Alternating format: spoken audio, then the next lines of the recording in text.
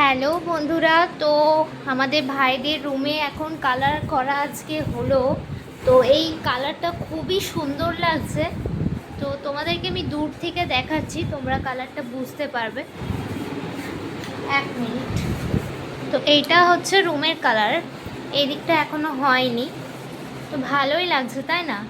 আমার তো খুবই সুন্দর লাগছে, কারণ এরকম কালার অফিসে, তারপর হোটেল লজ এগুলোতেই সাধারণত দেখতে পাওয়া যায়।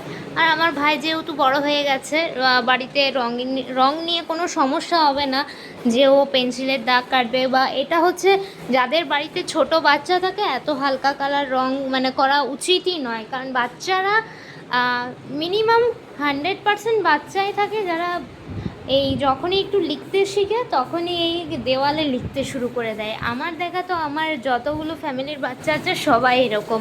আমার মামা বাড়ির ভাইয়ের থেকে আরম্ভ করে আমার দিদির ছেলে, আমার ভাগনা, আমার বোনপো সবাই।